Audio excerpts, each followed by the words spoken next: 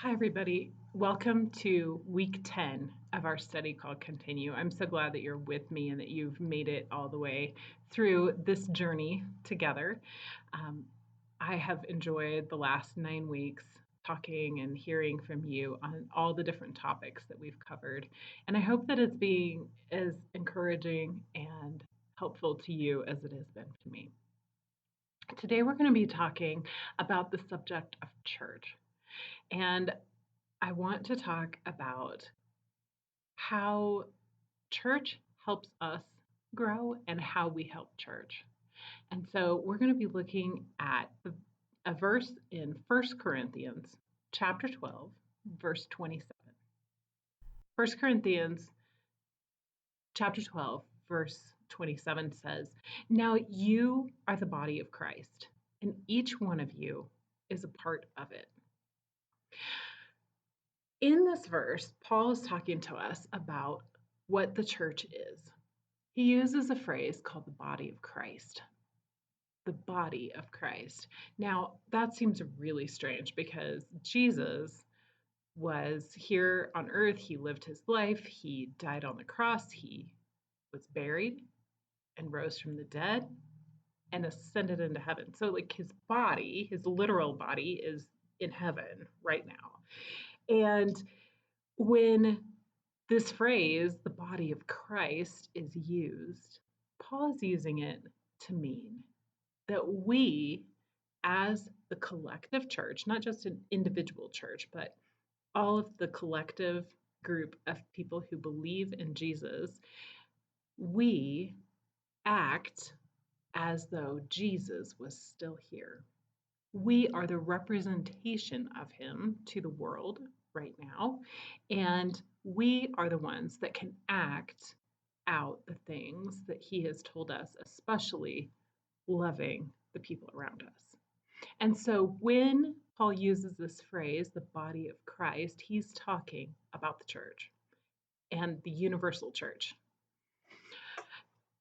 In the sentence, when he's talking about you are the body of Christ, he uses the word you, and it is the plural you. It is like all y'all, right? It's all you guys. It's not just one person, but everyone that would be part of the body of Christ.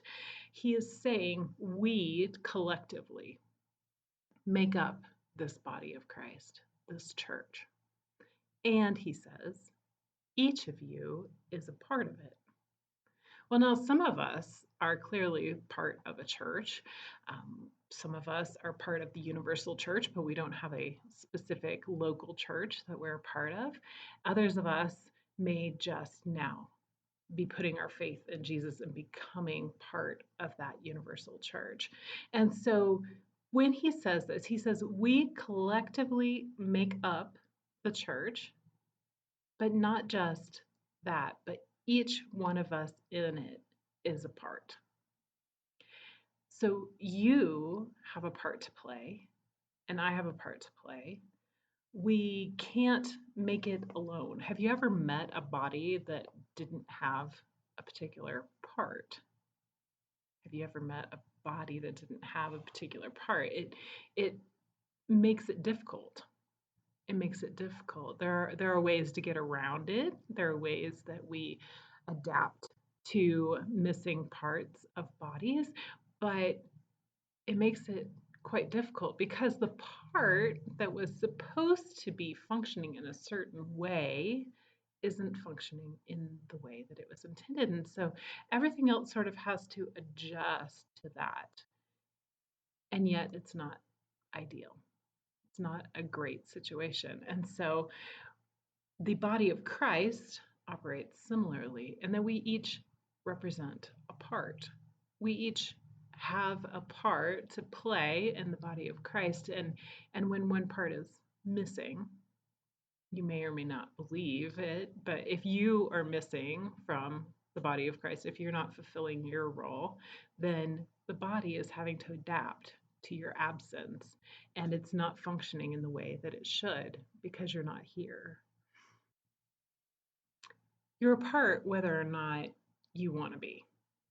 You are a part of the body of Christ.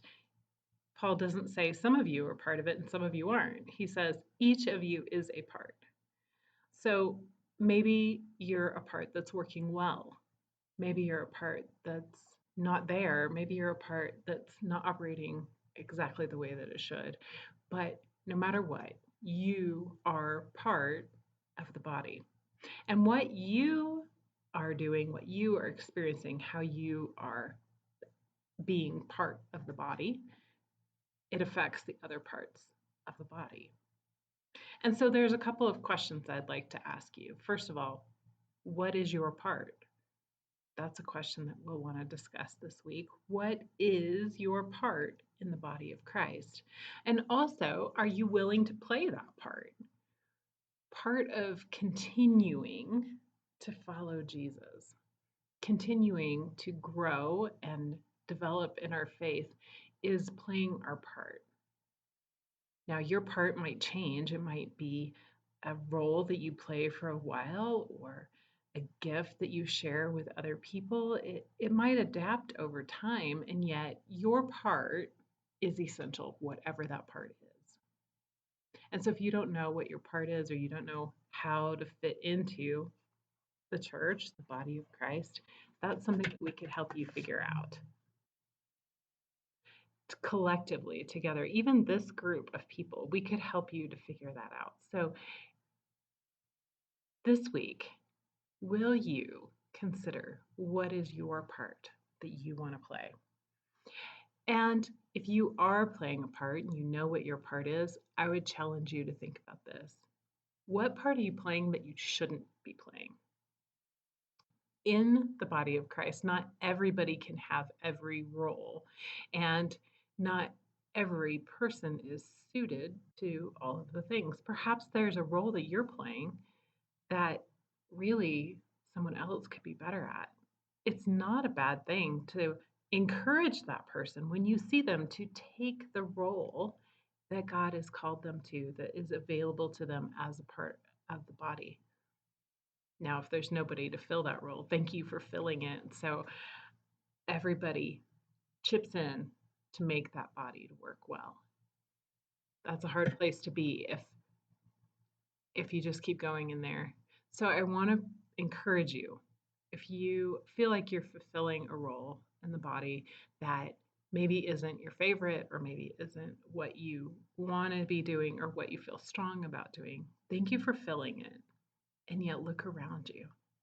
Who could you encourage to take their role in the body of Christ as well?